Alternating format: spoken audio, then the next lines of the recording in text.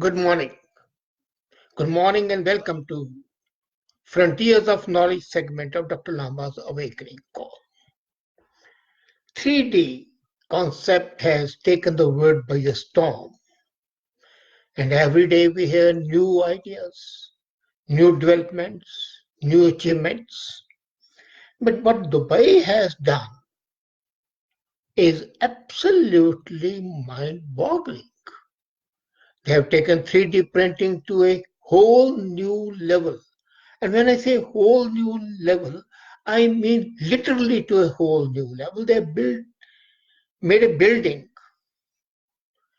and the building is 9.5 meters tall, a two-story building, and the total area of the building is 940 square meters. And this one, 31 feet tall building with a total area of 6,889 square feet has been built on a 3D printer. The walls are concrete, and the whole building serves as a testament to the power of this concept, 3D printing, and its use in construction. Now you would be thinking, what's the benefit? The whole building required to be built, just 15 workers. Normally they take 30 workers to build this size. And the building was completed, as I told you, in just a few days. And the cost of construction normally is 2.5 million dirham. That is 680,000 US dollars.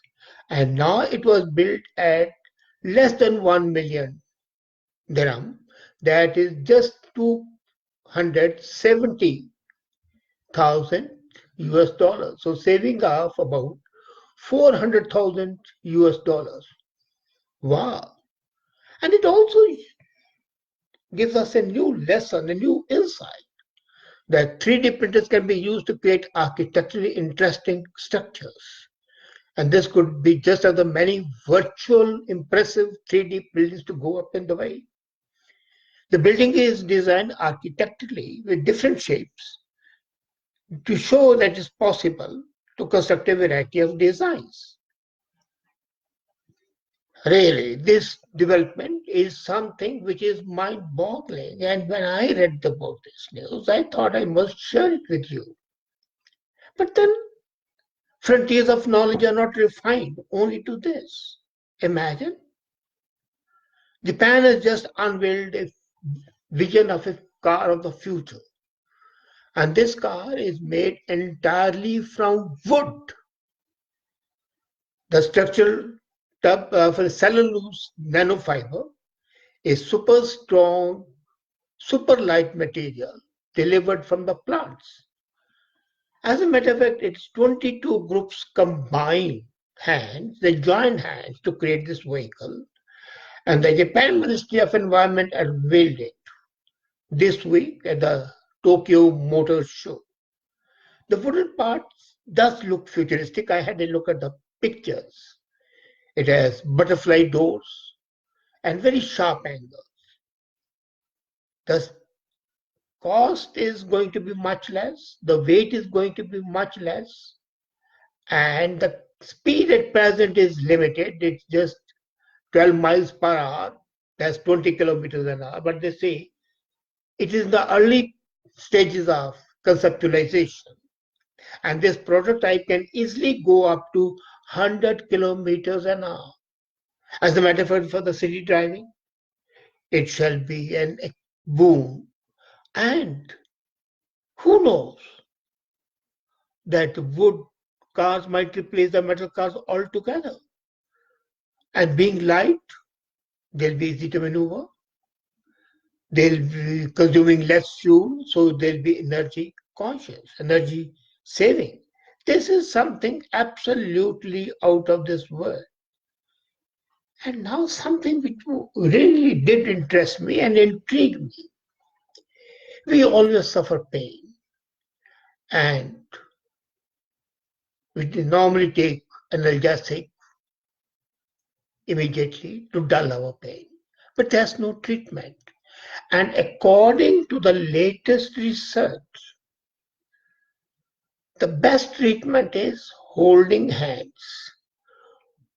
Let your partner, let your child, let your parent, let any friend hold your hand for a few minutes, and they say that the pain would be relieved. Because what happens is that the sense of touch would synchronize with the brain waves and make you feel better. You remember when you were a kid, you will fall down, and what would you do? You'll immediately run to your mom or dad for a hug. And that took away the pain. So the new science shows that what was instinctive, what was emotional, has a strong base in reality. And this report was presented at the Annual Society of Neuroscience meeting in Chicago last week. And it is confirmed that the world, parents worldwide have always known. It's not, it's a new research now, but then people have known since the ages that touching and empathizing with the beloved ones relieves the feeling of pain. But what it was not known was that touch synchronizes with the brain waves and dulls the pain. And that is what is important. They say when you are touching somebody, you're sharing the pain and you're activating the brain in the same neural system that you activate when you feel first-hand experience of pain. So the pain is shared. The brain waves start moving between the two. The touch activates the brain waves, and there's a transfer of energy. And the brain wave moves in synchronization, so the pain is relieved. The physical touch of even a stranger has affected people who are very perceptive of pain. And the perception of pain changes. Holding hands with a partner helps people feel better.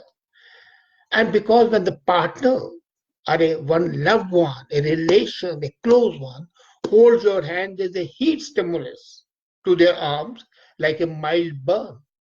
You feel elated. The sense of warmth creeps within you. And the more empty you receive from the person who is holding your hand, the less intense is the pain. However, touch from a stranger is definitely better than being alone. So there are categories: your beloved ones, your relations, your friends, and then the stranger. But touch anywhere is the same. And then how it was done, they had EEG, continuous EEG of the people who are having pain, and the moment they will be touched by the person whom they liked, or even whom will state the EEG waves change, but the intensity of change was different. So this is a new sort of EEG technology which allows them to measure the brain signals from both partners simultaneously. So both the brains were being done, and you could see the waves moving in synchronization. As a matter of fact, the cells are firing in the same pattern, in the same location. This synchronization is something absolutely fantastic and new. Then one type of brain activity, which is called the alpha waves, stood out. When you're holding out, the alpha waves become much more prominent, and this pattern, according to the neuroscientist, is associated with mirror neuron system, the cells that fire both when someone performs an action and someone observes an action. So the synchronization between the living partners was actually a brain synchronization of A into B.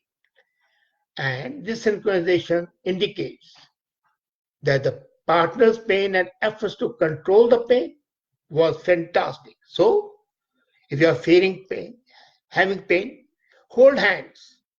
There will be lower activity in the areas of the brain associated with the pain. And that part of the brain is incidentally called insula. So you are insulated from pain. And It's important to note another thing which came out is that the pain signals come from the brain to the arm, and this is called nociception.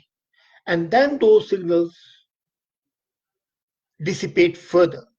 So when you are holding hands, those signals are stopping.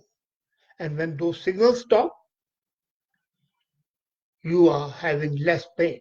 And this synchronization causes the relief of pain. It's a correlation. It's not a causation. No, that's a difference.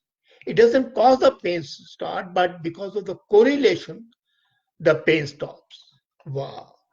This development of neuroscience has a human aspect. Imagine your friend is in pain, and even a stranger is in pain, and you just go and touch, hold the hands. But then there's a thing. You must hold the hand for a long period, not just touch and go. Touch and go would not enable you to do something what you really want. So that is important. And if you can do it, that's doing a great service. And now, every day we are hearing climate change. And then we say stop the cars. We say stop the production. Stop the reuse of things. Agreed. But do you know the largest contribution to carbon dioxide production is what? This is your smartphone. This smartphone that you are using every day is the major cause of pollution, environmental pollution, and carbon dioxide production. It's killing the planet faster than anyone expected. McMaster University in Canada has published and research in the Journal of Cleaner Production, and they say that around 2010 to 2020, PCs, laptops, monitors, and smartphones are adding to the pollution. But the contribution of smartphone is 90% out of 100% of all of them combined. So PCs, laptops, monitors, 10%, smartphones, 90%. And as you're shifting more and more towards the use of the smartphone, what's happened is that in 2007, the contribution to the carbon dioxide production was 1%. And now it is exceeding 14%. So 14 times increase in this short period.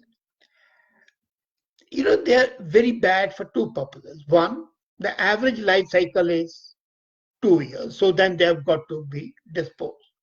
And the new smartphones need mining the rare material inside them. And that rare material is 85 to 90% of the device total carbon dioxide emission. If it's a plain phone, then it's not much. But the smartphone, 85 to 90%. And when you're buying a new phone, you are using as much energy as operating a phone for an entire decade. One new phone is equal to the pollution caused by a normal phone in 1 decade, in 10 years. Imagine that. What used to happen was that you use a phone, the landline, and you stop it, and that goes on for generations. But now you change every day. Every year, the new model comes. And Apple has publicly disclosed that building iPhone 7, for example, created 10% more carbon dioxide than iPhone 6. And iPhone 8, 20% more. iPhone 11, 57% more. iPhone 11s has created 80% more carbon dioxide than iPhone 7 did. Look at the colossal increase, and yet we take them up.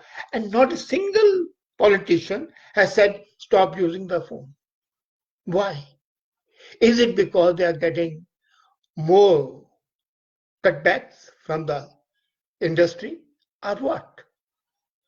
And before we end, just one suggestion: sleep. What happens when you sleep? It not only rests you, it not only revives your body, but it also cleans toxins from your brain. There's the latest research. Laura Lewis and a team in Boston University, they have said that the people who sleep properly, their toxins are clean. So you remove toxins from the body. Why not remove toxins from the brain? And that, they say, is extremely useful. You open new avenues for treatment of Alzheimer and neurodegenerative diseases. And one important aspect is that when you sleep, then beta amyloid, which contributes to the Alzheimer, gets swept away. So if you sleep for 6 to 7 hours, this toxin, beta amyloid, would be cleaned automatically, and the likelihood of Alzheimer, dementia, Parkinson's striking you is much less. What they did was they asked the participants to lie down, and MRI was conducted. And the current showed that the stage of sleep when you are in the deep sleep, the REM state, the MRI measured blood oxygen level in the brain and showed there's a fluid, cerebrospinal fluid, and that was moving in and out. When you are working, when you are awake, that fluid is in a static state. It's like a lake. But when you are sleeping, it moves like a river. So that movement of this fluid is enabling the toxins to be cleaned out. So these matters are so important that they change the very structure of the brain. And during a non-REM speed, large, slow waves of the cerebrospinal fluid. This is the fluid which is in the spine and in the brain. And when the lumbar puncture takes place, they take out this fluid to test. Now, this fluid was flooding the brain. It was washing the brain again and again, this fluid. So cleaning it up. It was a constant cleaning. That done, it shows that the moment a person woke up, the movement of the cerebrospinal fluid stopped. So the cleaning stopped. But it's essential to sleep for minimum 5 to 6 hours, deep sleep, and that can help you keep your brain fresh for all the times. I think this is an excellent development because it enables us to face the dreaded diseases, the neurodegenerative diseases. Well, friends, these nuggets of knowledge we keep on sharing, and next week again at the same time. Thank you. Have a nice day. Bye.